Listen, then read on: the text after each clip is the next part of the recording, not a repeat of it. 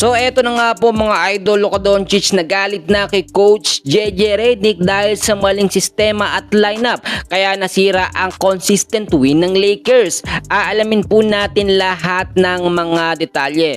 So mga idol, napanood naman natin yung huling naglalaban ng Lakers kontra po sa kupunan ng Pistons. 113-110 yung naging final score. At kung makikita ho ninyo, ang naging pagkakamali dito ni Coach JJ Redick, hindi niya pinalakas ang depensa ng Lakers. Kung titignan nyo sa starting 5, may nagbago, no?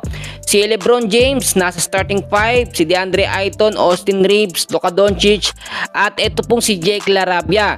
Instead na gamitin niya etong si Rui Hachimura, si Luka Kennard, si Jake LaRavia pang ginamit. Kapalitan po ni Marcus Smart. Alam nyo, kung si Marcus Smart ang nasa starting 5 kasi hindi po siya nakapaglaro, no? Consistent sana yung magiging pagkapanalo ng Lakers. Kaya nga sinasabi ko, isang player lamang mabago sa lineup ng Lakers, no, ay nagkakaroon ng sistemang mahina, no? O humihina yung defense at offense ng Lakers. Kaya sila natalo sa kupunan ng Pistons. Pero kung makikita nyo mga kaibigan, kung nagkaroon lang na maayos na sistema, etong si Coach JJ Redick, kung ginamit si Luka Kennard o kaya si Rui Hachimura, mas mataas pa ang assurance o tsansa na manalo ang Lakers at magkaroon ng sunod-sunod na pagkapanalo.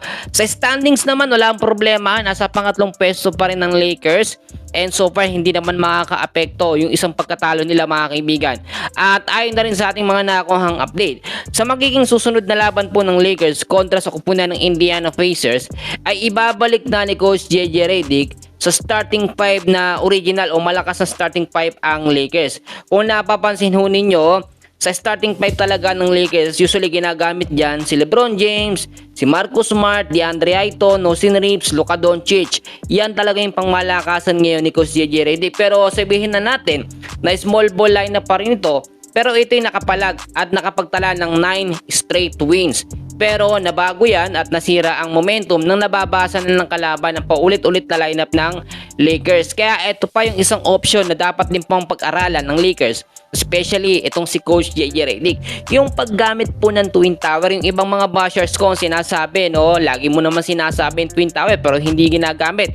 Ito nga po yung sinasabi, sinasuggest natin mga kaibigan, and hopefully ito ay makita po ng Lakers. Alam nyo, kung gagamit po ng dalawang big man, sino ba ang big man? DeAndre Ayton available, Jackson Hayes available, may iba pang mga big man dyan, si Maxi Kleber pang backup, pang mga huling quarter, pwede yan. Kung gagamit ng malakas sa depensang Lakers, mas mataas ang assurance na magkaroon ng consistent win.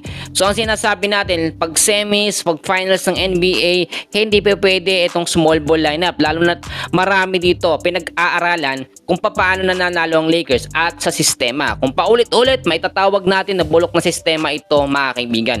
Yan muna ang update natin sa ngayon. Maraming salamat.